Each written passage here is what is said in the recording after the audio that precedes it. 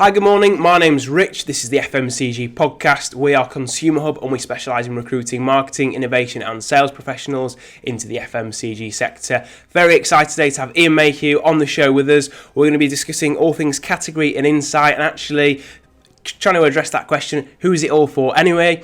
Ian's got a background in category and insights. I've known him for donkey's years. He's a great guy. He's got a really strong background with Greencore. Iain, give us a bit of insight into you, what you're all about and what you've been up to for the last few years. Morning, Richard. Category and insight. It's actually my second choice of career. So initially, I started off in the wonderful world of banking.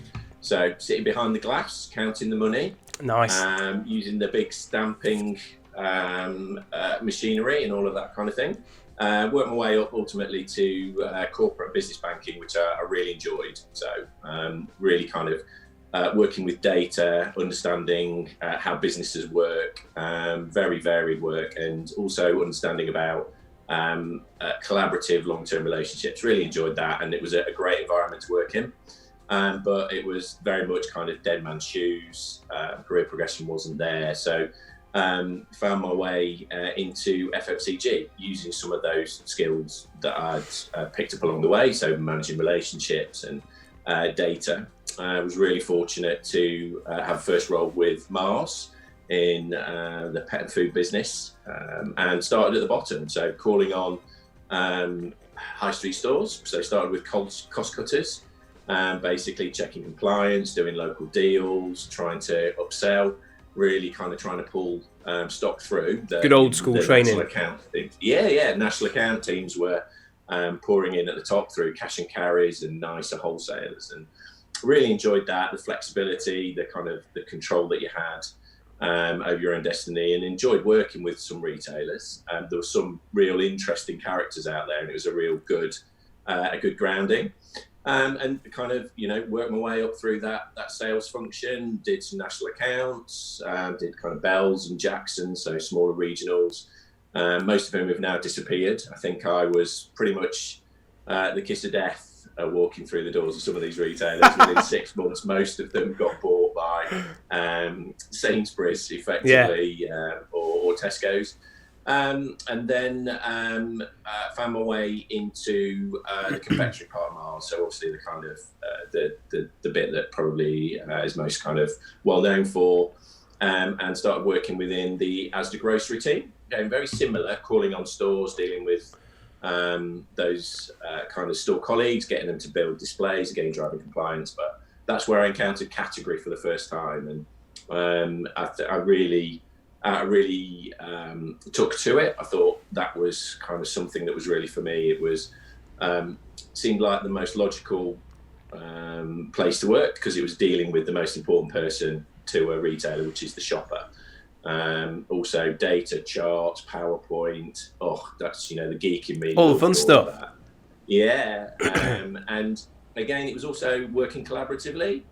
This idea that we and the retailer could sit together and actually come up with something that would work better for their shoppers and ultimately the consumers by working together. And also the other thing was that in terms of category, it's an opportunity to make big change. So calling on local stores, I was able to do local deals and create little displays, but there was a real difference between doing that and actually getting ASDA to change their whole confectionery aisle, and being able to help the business create consumer and shopper ideas. ASDA was easier, right? ASDA, yeah. Well, at the time, ASDA, this is going back a good kind of probably 10 years now. ASDA was really one of the first retailers in the UK that got behind category. So it's a really good place to learn and to get a good grounding in category, and ultimately then in terms of the insights that then feeds into that. That was a fantastic opportunity. So I did a number of category roles for all of the northern retailers. Having my base in Sheffield meant it made sense for Morrison's and Co-op as well. And then ultimately, wanting to get on, I had to make a decision. So Mars Confectionery is down south. It's 170 odd miles away, with a young family, it kind of made sense to look for the kind of the more senior next step closer to home. And at the time, I was also really kind of focused around the opportunity in own label. So again, this was a time a while back when Tesco particularly was starting to look at creating their own brands. And it felt like actually own label would be an exciting place to be, because that would be something that the retailers would be looking to use to create their competitive advantage. And really fortunate, got the role of head of category at Greencore Food to Go, which was a very, very small team, small business at that point, just at the point when Food to Go market was taking off, and has been, was growing massively, obviously up until some of the events of earlier this year. I don't know what you're talking about, Iain. Well, yeah, so it's I was in Food to Go for good 6-7 years, and the business pretty much kind of trebled while I was there. We did a fantastic job of not just kind of working and understanding the shopper, but a lot of what we were doing was selling the idea of food to go to the retailers, particularly kind of in the more senior levels in retailers. They took a bit of persuading to devote time and energy to what was to them immediately a kind of a small category that was a bit of a pain for the stores. But once they kind of saw that it was going to bring shoppers in, it was an incremental purchase and would hopefully get them more baskets, they got behind it. And you can see that in the growth of how the retailers, the large grocery retailers particularly, focused around food to go now, and just the general explosion we've seen in food to go across the high street through to Deliveroo and Just Eat, and all of those kind of new businesses that are in this kind of takeaway. Yeah, everyone wants a piece of the action now, don't they, in food to go? Yeah, well, exactly, and I think it will be interesting to see how quickly and how strongly that comes back. I think we'll talk about kind of the future and the impact of COVID a bit later on, no doubt. But it's food to go will come back. I genuinely believe that the strength of the trend that was driving people to not want to have to cook, pack up lunch, is as strong now as it was 6-8 months ago.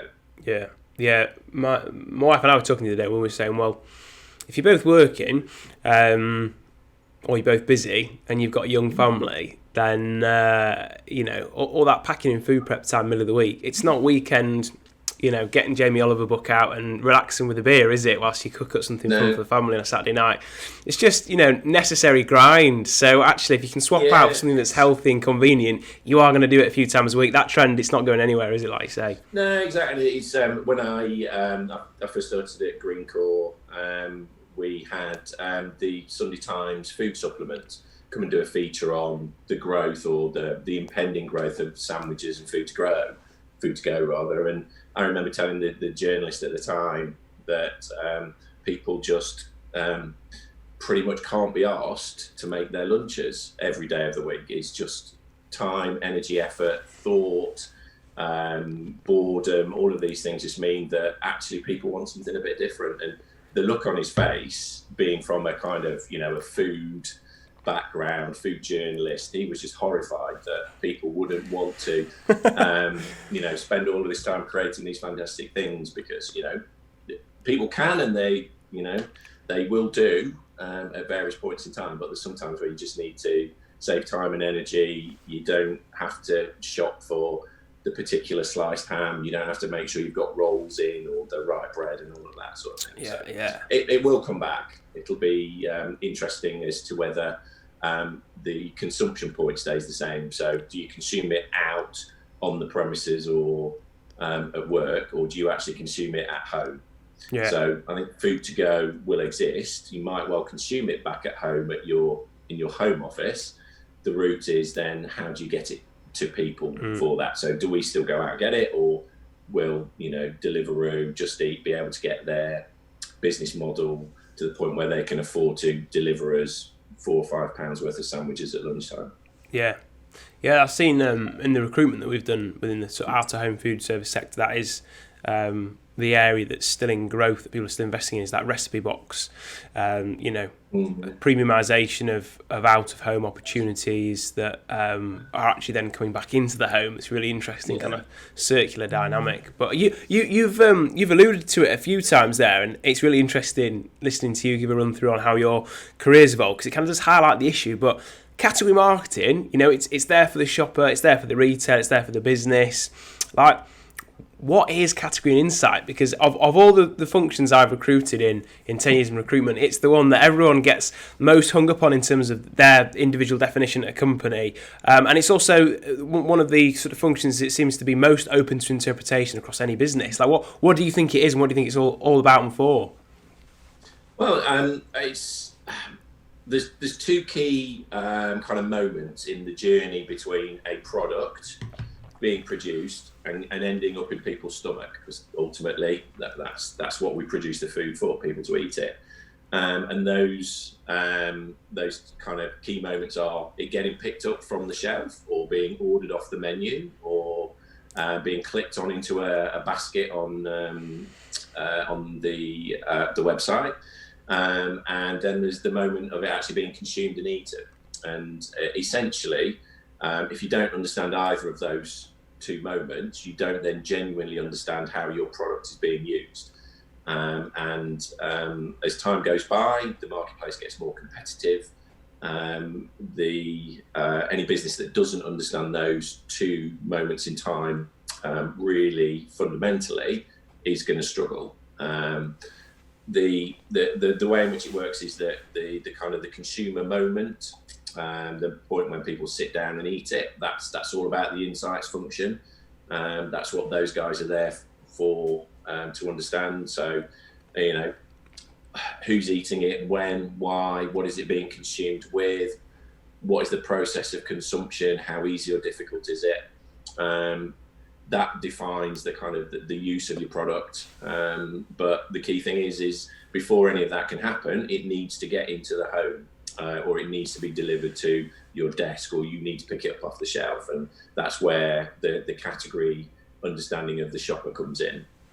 Sometimes they're pretty much one and the same. So food to go is a good example. You are pretty much nearly always buying it and consuming it. So some of the decisions are... As I walk out the door.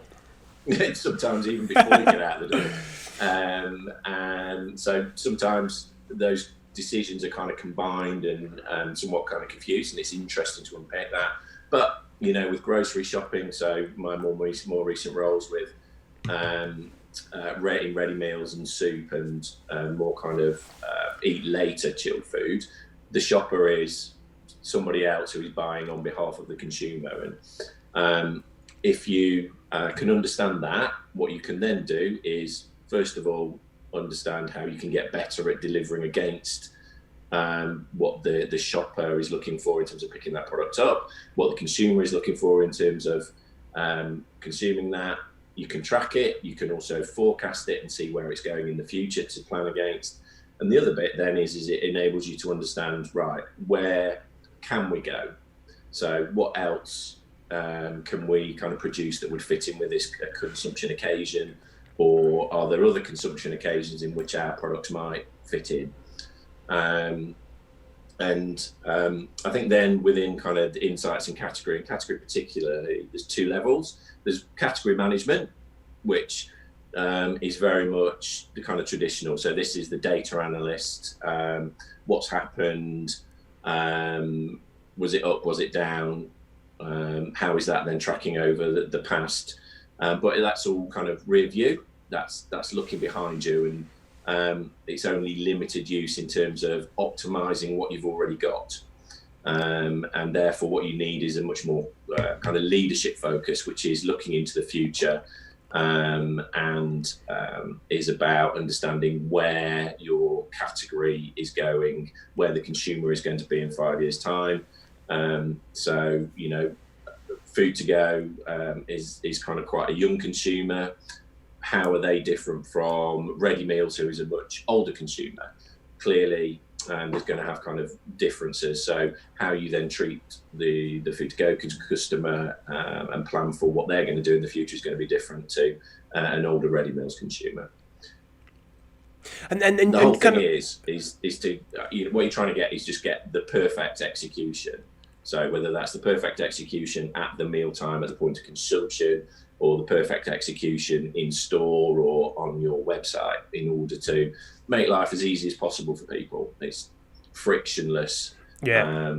Trade with kind of is a big thing that we talk about with all the context of Brexit, but frictionless transactions entirely applies to consumers as well. So optimizing that offering both from a product perspective, but also from a consumption occasion and a shopping occasion, making sure that there's kind of congruence across the whole journey, and it really kind of suits people's needs.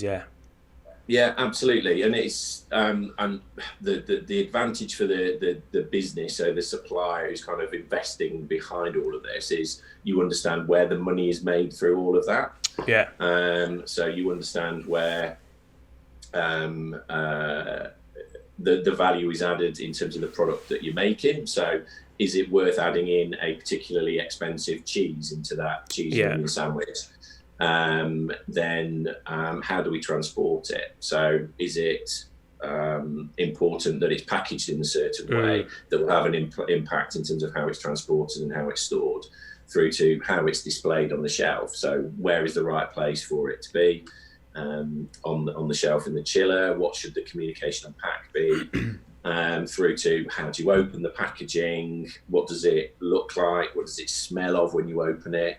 And through to a big thing now is what do you do with that packaging once you've eaten it?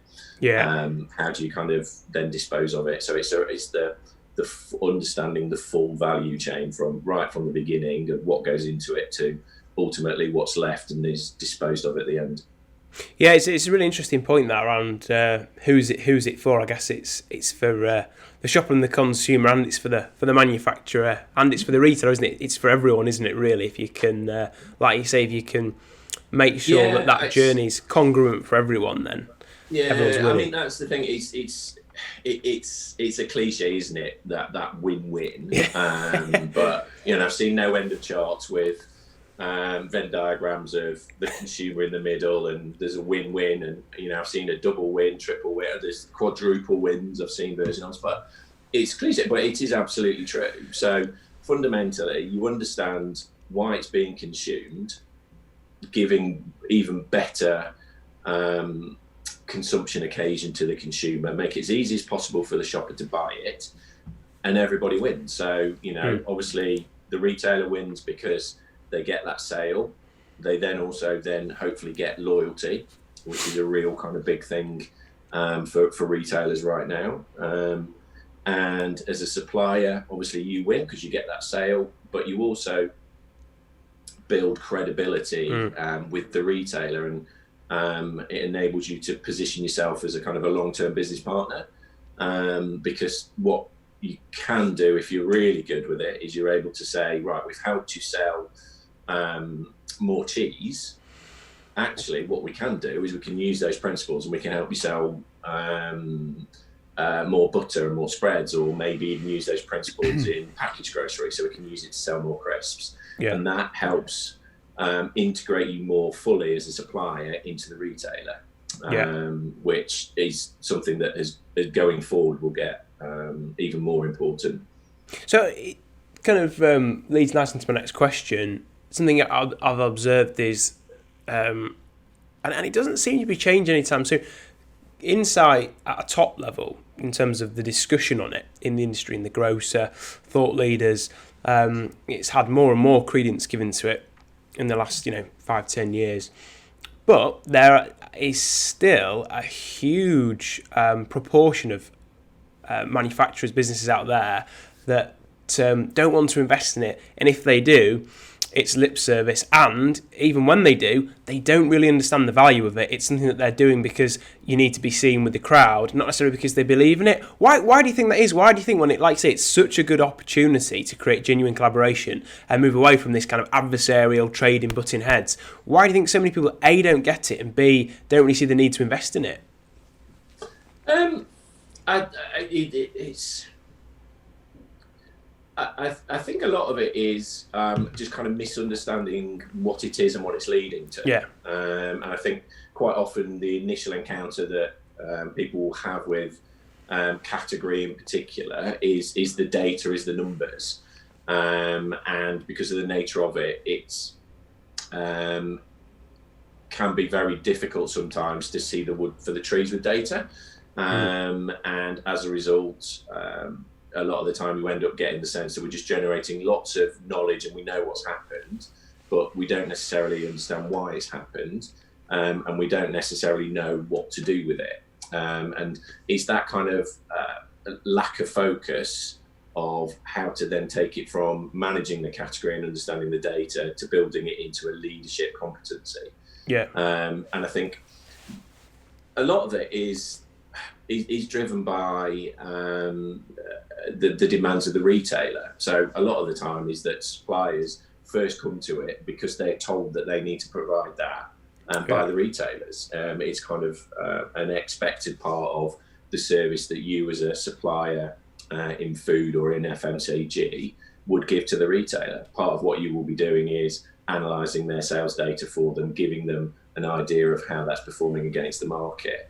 And as a result, it doesn't get brought into the decision-making part of the business, and that's been the kind of the key challenge we've had as category managers and category leaders over the last few years, is to make sure we get our seats at the kind of the big decision-making table. Yeah. By giving category the opportunity to show it can lead, rather than just be a support function to sales, by providing data and providing clever reasons why this product should be listed, or clever reasons why this product shouldn't be delisted. Yeah. It's kind of just turning it from, as I say, this kind of management approach of making the most of what you've got, to seeing it as an opportunity to unlock the future. And that's definitely starting to happen. So net revenue management is something that's really kind of become very big over the last few years, and it's not an area I'm overly kind of skilled in. I've not done a lot with it, but in terms of the principles of it, it's really powerful, because it's very much about granular understanding of these occasions, of these shopping occasions, in order to understand which of those are growing, which of those are areas in which we as a business have a greater share, and enables the business to be much more kind of focused on how it should be growing its sales into the future. I think that's a really interesting point. A lot of the really kind of bigger progressive players in the sector that are interestingly going around gobbling up some of the startup brands or some of the smaller innovation-led private label manufacturers. They've now got very clear leadership teams in place where the guys at the top have a multi-skilled CV, and they've got a stint in a rotation in commercial and also market strategy and planning. Yeah. And whether you're calling that category and insights, market strategy and planning, net revenue management, there's an understanding that there needs to be an insight that anchors your strategy around your ROI and what the output is at the end of it. And I was chatting to a couple of account managers recently, and they were saying, and this is a really new thing, look, I need to find a role in a company that's going to get me that crucial rotation into category or MSMP, because I look at my sales directors now that are coming through the ranks, and these guys have got an exposure to insight, and that's those kind of conversations are really interesting, because it shows what the next crop of talent is perceiving as really important leadership qualities to have on a CV that will take them to the top of the pack, basically. Yeah, and it kind of works both ways. I think also part of the reason for category not necessarily having that bigger role is that we collectively haven't necessarily been as commercially minded and sales minded as we could have been, and I think it's important to understand that category is a means to an end. It's not sort of this religious thing that it's all about just the consumer, and we can't talk about making money out of them, and we can't talk about profit, because that's that is the reason why we are understanding the shopper, why we're analysing the data, is to use it in a way in which we serve the customers better, but ultimately to make more money. And guess what? It's really good if you can do both of those. And that's you get to get your Venn diagram out then. Yeah, well, and that's part of the evolution, and I think that's where kind of net revenue management is kind of interesting, because initially it felt like a real challenge to kind of core category of being objective and being the representative and the voice of the consumer and the shopper in the business, to making it think, well, we're now getting more commercial, and it's now all about kind of numbers and margin and profit, but ultimately they're one and the same thing.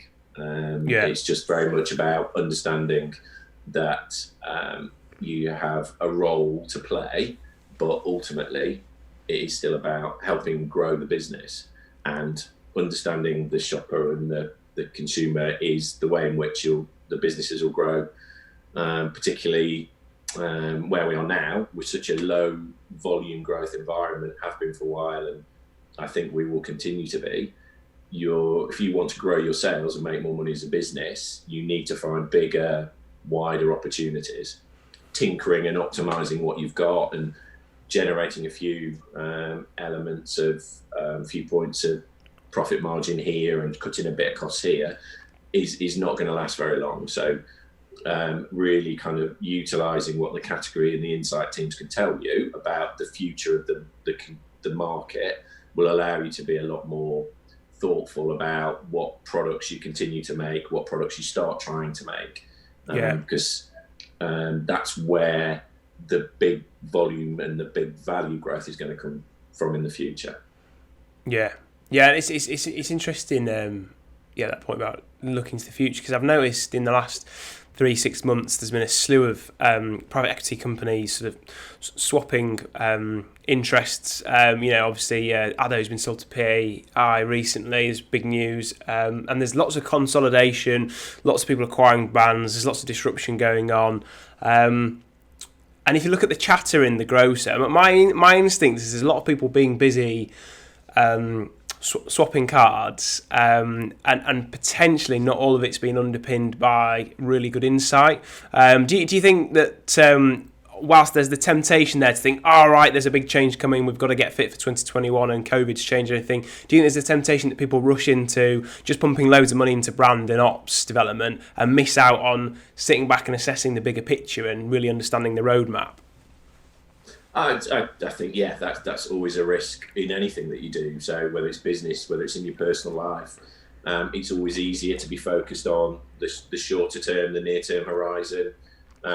So whether that's this year's P&L, whether that's next quarter's budget, there's always going to be that temptation, and particularly when you perceive that there's an existential threat to the business. So when COVID first hit, there's no doubt about it that there was a lot of very worried businesses about what it fundamentally meant for their business, and it kind of, at that point, it's entirely logical to think about, right, actually, what is the core of this business? Let's just make sure we deliver on the very basics of this, deliver it well, and forget about anything in the future, because we just don't know what that future is. And that's fair enough. And if I was a senior leader in a business making those decisions, that's exactly the thing I would be doing. However, I think it is important to maintain some level of insight and category while you are in times of crisis, and I don't think COVID is any exception, because it's always much better from an insight perspective to experience it at the time than it is to retrospectively go back and ask people or look at the data. Because I think you can see it in terms of how our own individual experiences of COVID have changed. It was proper panic, proper scary, we don't know what's happening, for a short period of time, and then it all kind of stabilised, and it's actually, well, hold on, the world hasn't changed. So, and then we're now coming to this, well, actually the world has changed a little bit, some of it for the better, and now we kind of can look to the future. So it's amazing how quickly that can turn, and how looking retrospectively at a big event means that you might miss out on some of those kind of subtle shifts that have been doing. So I think the businesses that have been investing and have kept people in doing insights will be in a much better position than those where they have had to, for good kind of contingency and good commercial reasons, pull back from insight. I think it was interesting that people recovered very quickly. I think people realised that the threat wasn't necessarily there, and that actually maintaining that flow of understanding of what consumers were doing and shoppers were doing became really important. And it'll be interesting to see, because very soon you won't be able to say it's down to COVID as an explanation for anything. Retailers will get very bored of that very quickly. Also anything that you held to be true before COVID will be very difficult to sell in, even if it's not changed. There will just be this natural, well, is it still the same? Have people really not changed their behaviour? I think we're starting to see those businesses who have maintained insight and product development starting to benefit. So there's products coming in, hitting the shelves, and I think they stand to benefit probably more so than they would do normally, because their share of voice will be much greater, because there will be less launches in general. So if you have invested and kept that process going, you stand to kind of have a double win. You've got a new product which would deliver you X amount anyway, but because nobody else is doing anything in that space, you stand to actually do even better. So that hopefully shows that investing behind insight, development and category during a crisis pays off quite quickly.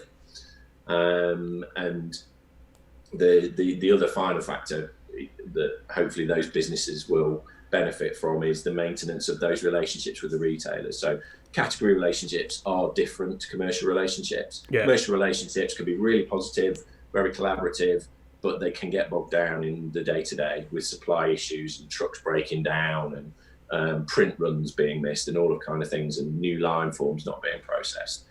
Category and insight relationships can be run properly. They can be a lot more kind of longer term, more strategic in scope, and those relationships take a while to build. And if there's a business has kind of taken those people out and broken those relationships, so even not necessarily losing those roles, but putting people on furlough, can take a while for those relationships to get reestablished.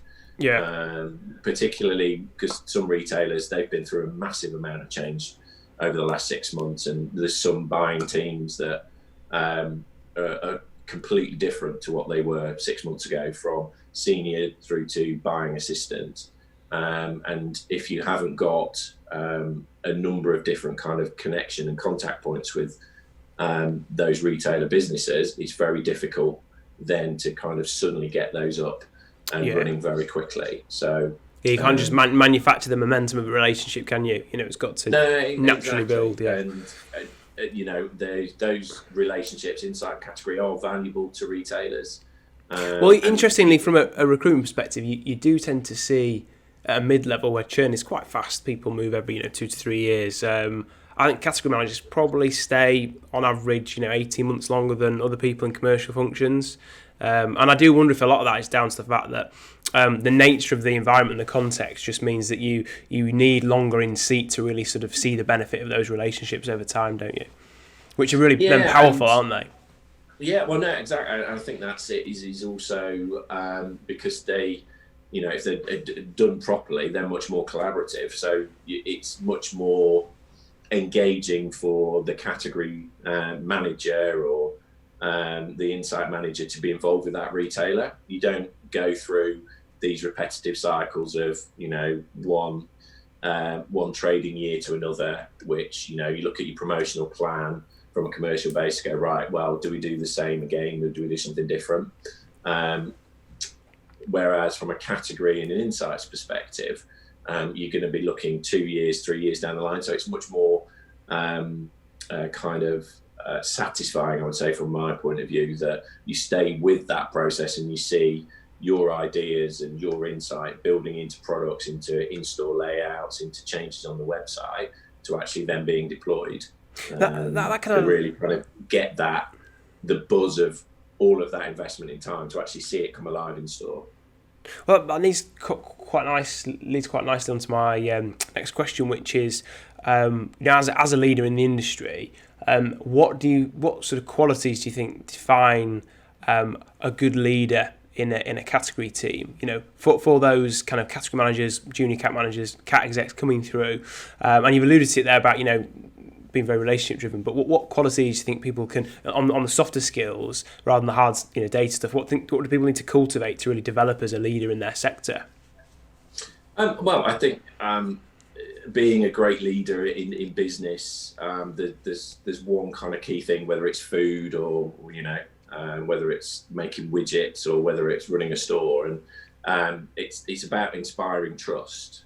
That's the key leadership quality for me, and there's kind of 3 elements to that. So the first one is that people trust you to have a clear direction and a purpose of what we're trying to achieve, to get people to believe into what you're trying to do, and they will trust in you that things will be better with you as the leader. Very much around their understanding the why are we doing what we're doing, very kind of purpose-led leadership, as it's probably known more kind of widely at the minute. Then there's kind of trust in the leader that they care about the people around them, and that they wouldn't necessarily ask you to do something that they wouldn't do themselves.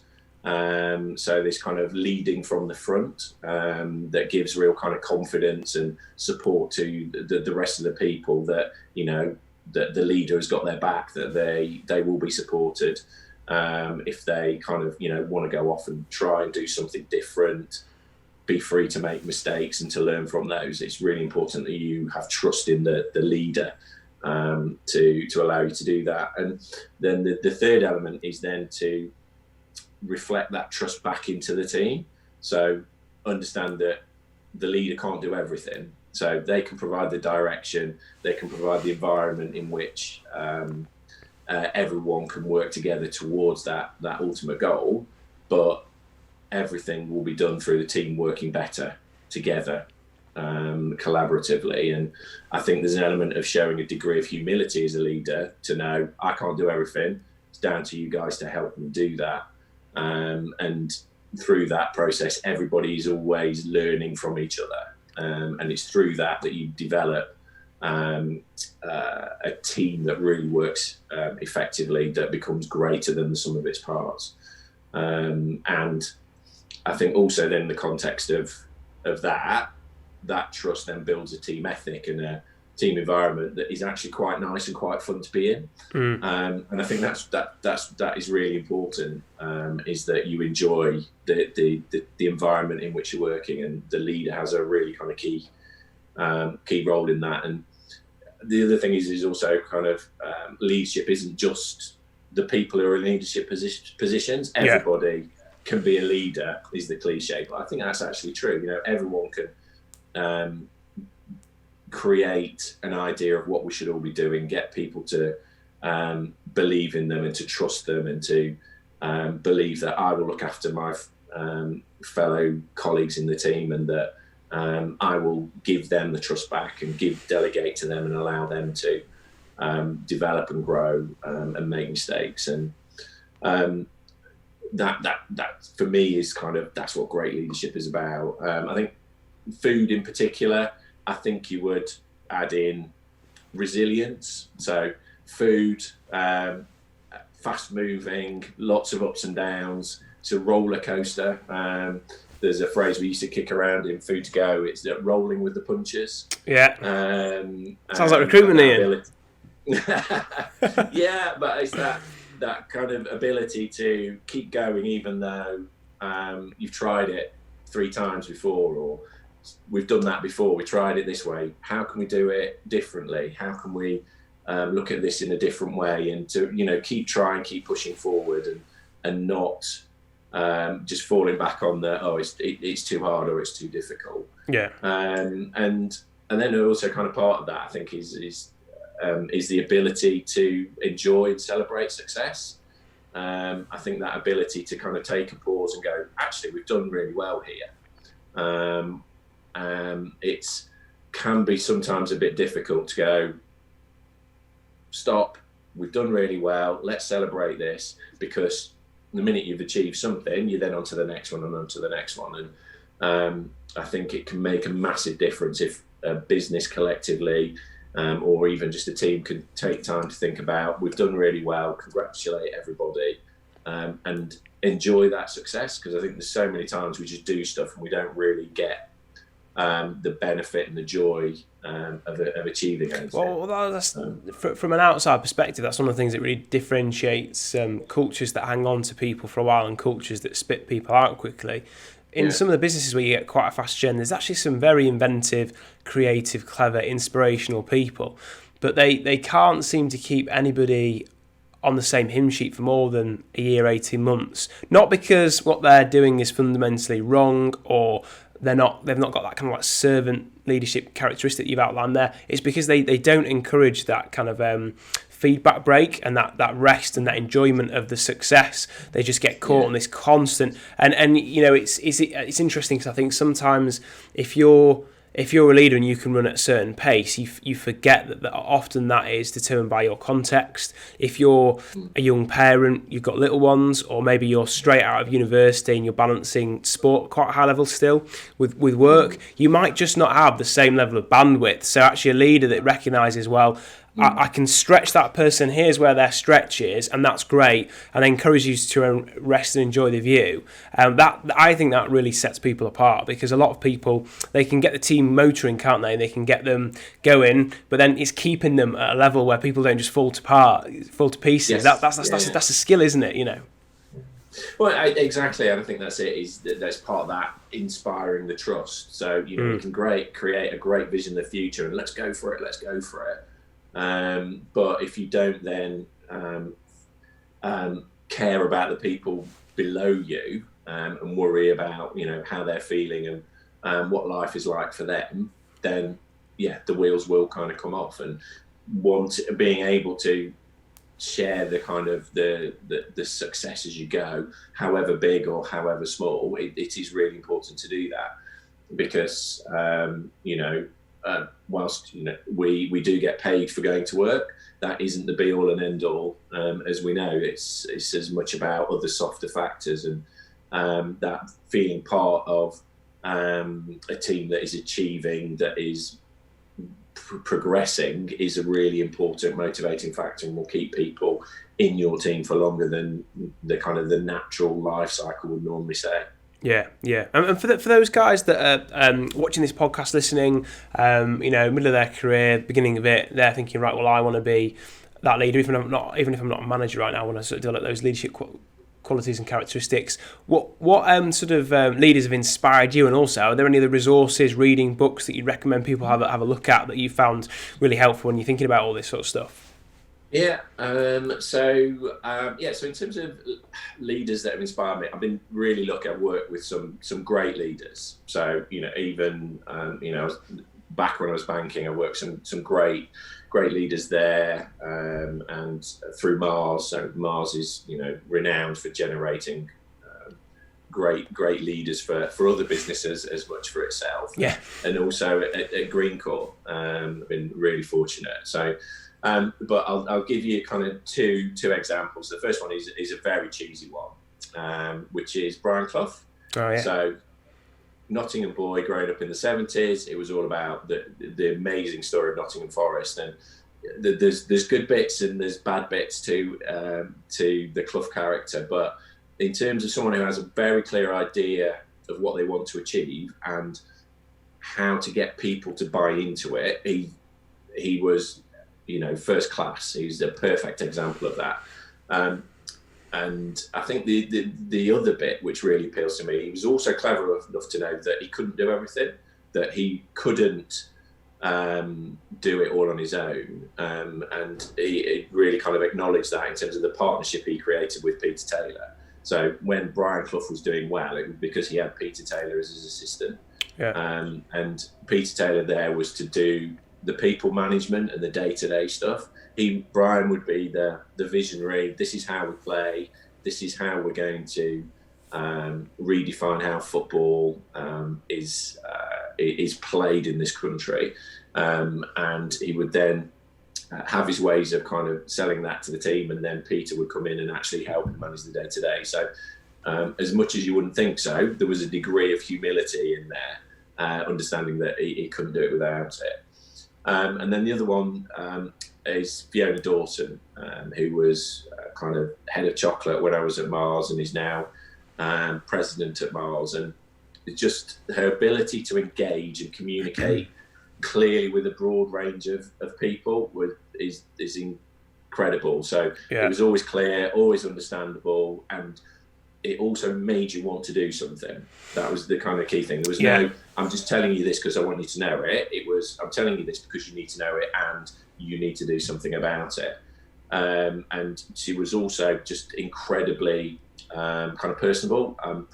The ability she had to remember everybody's name, a little bit about their lives, a little bit about their roles is just incredible. And it made you really want to kind of try your best and do everything that you can to achieve the goals that she was looking to kind of set for the business. And for someone who really struggles with names, great with faces, names, that was always a problem for me. I've always kind of envied that ability in people, and Fiona was just amazing at that. So that's the kind of the leaders inspired. The other one was kind of professional development. So first of all, this kind of idea of trust in leadership. So I would encourage everyone to have a Google and search out Simon Sinek. I'll kind of send you kind of links and stuff, but he's pretty well known. He's kind of all over LinkedIn quite regularly. But this whole idea of starting with why you do something, so the real value, the real drive, the real desire to succeed and deliver something comes from within you as a person. And if you start with the why, good things come from that. And if you have a very kind of clear reason for existing, you will be much more successful. So part of the reason why Apple is such a successful business is they have a very strong why. They have a great reason for existing. The fact that they make lots of beautiful products is almost incidental to that. And he also talks about this kind of caring and being a responsible leader and looking after your people. He talks a lot about that. That's a very, very kind of general development in terms of leadership. And then more specifically for kind of category and insight, it's all about storytelling with data. That's the big thing. I'm seeing it in lots of adverts, job descriptions. It's all through kind of LinkedIn, and absolutely is an important element. So, you know, we get the level of data we get now is just incredible. And it just gets almost more difficult to kind of find insights and build recommendations when you've got so much data. And in order to kind of help with that, understanding and trying to work out what is the key thing that this data is telling me, and then also to be able to communicate that in a way in which people will understand and actually do something about. I'd recommend these guys. So Duarte. Cool. And that data story is kind of a latest book. I've done one of their courses 18 months ago, visual storytelling, where it kind of takes you through this process of, right, what's the one big idea that you get from the data? And then how do I then turn that into a story in which I can tell to anybody and they will understand it and want to do something about it? And they're also a fantastic resource in terms of the geek in me. So the design ethic they have is incredible. And this one's really good in terms of, you know, how do you design very slides? cool. What's Right, the that's colour? really interesting. How things about how do you design slides? How do you lay things out for the most impact? Because the one thing that we do sometimes become guilty of is using the same presentation we did previously and just changing the data in it. And guess what? People start to get a bit bored of that and don't really see what we're trying to do about that. So if you're looking for inspiration about how to change how you present the data, then I would definitely recommend anything that they do. The website's a great place to start, and there's lots of real kind of great free stuff in there. And they talk about a really interesting concept of a slidegement, which is basically a combination of a PowerPoint presentation and a Word doc. Oh, yeah. So for anybody who has gone into a retailer expecting to do a presentation on a big screen and been sat in the foyer or sat in the college canteen flicking through a presentation on pieces of paper, you'll know exactly what a challenging situation that can be. Yeah. So, would definitely recommend looking at that. And then finally, LinkedIn. Just it's amazing what you can find for free. There's some really exciting things in there about just what's going on in the world of retailing. One other kind of element that's kind of quite new and interesting for me is data visualization. There's lots of really interesting stuff around that. Again, building on this theme of making it easier to understand what the data is telling us. So can be challenging finding it. Sometimes it's a bit needle in the haystack, but there is some really kind of good free stuff on LinkedIn as well. Yeah. Smashing. Right, now that is really useful, Iain. Thank you very much. Guys, if you're on LinkedIn and you're looking for people to follow, have a look at Iain as well. Go and follow him, see what he's up to, see what he's sharing, talking about. And guys, thank you for joining us today. It's been great to be on the FMCG podcast. We are here to help you develop your leadership qualities. Please do subscribe to us on YouTube as well, or find us on Apple Podcast or Spotify. See you next time. Thanks for listening.